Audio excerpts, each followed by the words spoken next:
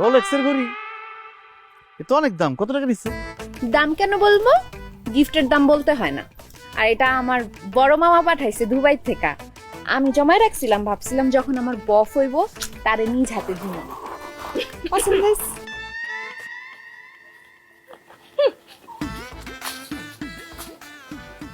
আমি হ্যাঁ সুমি বলো।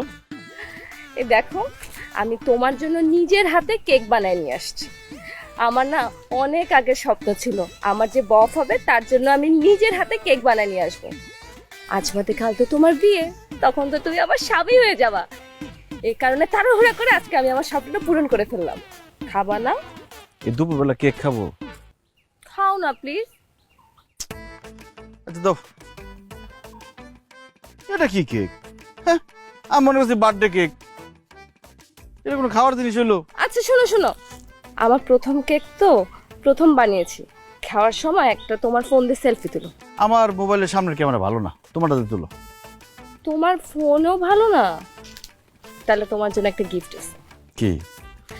আমার এই আইফোন 16 প্রো ম্যাক্সটা আজকে থেকে আমি তোমাকে দিয়ে দিলাম। নাও, এটা দিয়ে আজকে একটা সেলফি তুলো। তাই? হ্যাঁ সত্যি? সত্যি, 3 সত্যি। তো পাসওয়ার্ড খুলে দাও। এই নাও। হয়েছে। এই এই কি করতেছস তুই? হ্যাঁ আমার বাপরে তুই কেক খাওয়াস। এই কেক কইতে আনছস? কি কইলি একটু আগে? আমি শুনছি তো অন্ধেকা যে তুমি এটা নিজের হাতে বানাইছো না? ফারুক রে দিয়া 60 টাকা দিয়া কিনা লইছে বাজারের তন। ওই তুই কে বললি এটা তোর বফ? এটা আমার বফ।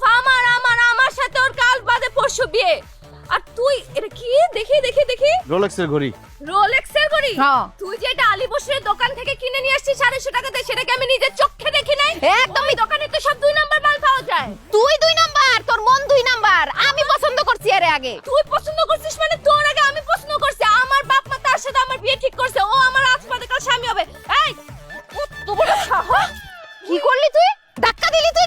তুই কি মনে করছিস তোর লাগি আমি পারুম না? হ্যাঁ তোরে আজকে আমি তোরে আমার রোলেক্সের ঘড়ি বানাইছিস কেন? তুই আমার 60 টাকার কেক বললি কেন? আজকে শাস্তি হয়ে যাইবো। এই তুমি কই যাও? যাইতাছে গা তো। এই তুমি এদিকে আসো।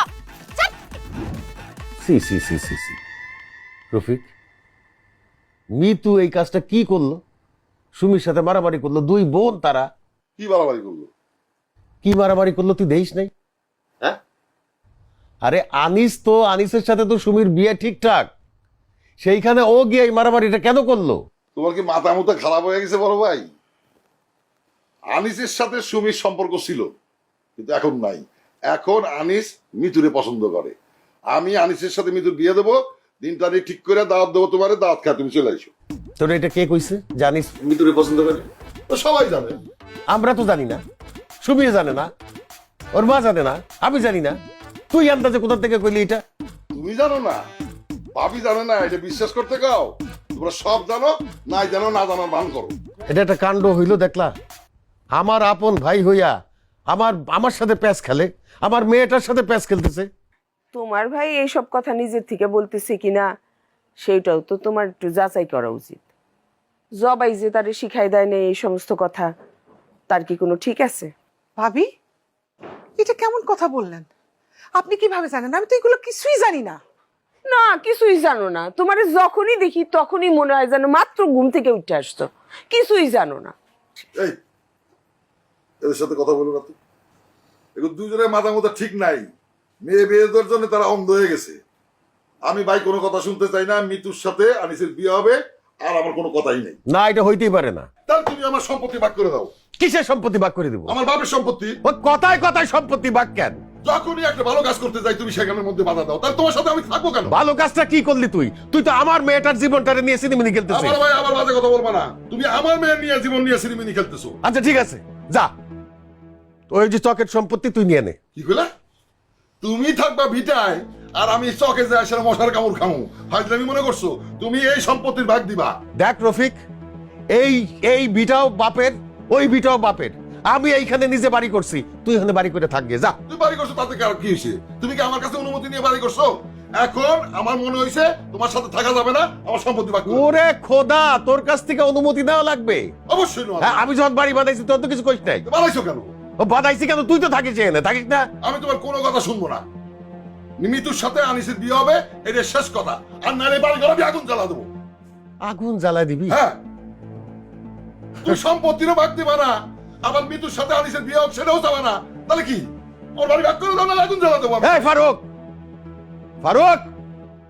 জি খালো আমাকে ডাকছেন নি? হ্যাঁ, এখন থেকে তুই পাহারা দিবি। কি কারা ফাড়া দিমু? আনিসরে পাহারা দিবি। আনিস যেন সুমি ছাড়া আর কারোর সাথে মিশতেও না পারে, কথা বলতে না পারে। তোরে মাসে আমি 10,000 টাকা করে দিব। দেখছো সমস্যা নাই। দেখছো কত বড় ছোট লোক আমার বড় ভাই। শোন, তুই পাহারা দিবি আনিস মিতু ছাড়া আর যেন কারোর সাথে কথা বলতে না পারে। আমি তোরে 20,000 দেবো। আমি আপনাকে কথা দিতেছি আনিস ভাই অন্য কারোর সাথে লড়াই। এই কথা বন্ধ কর। 50,000 পাবি, এদিকে আয়। বাবুরে 50,000 টিয়া আমি রাজি এখানে। এদিকে আয়। কি আর আমি 70 দেবো, এদিকে আয়। এটা মনে হয় না করতেন না। আমি 70 পাই গেছি। 80,000 দিব তোরে, যাই আয়। 80,000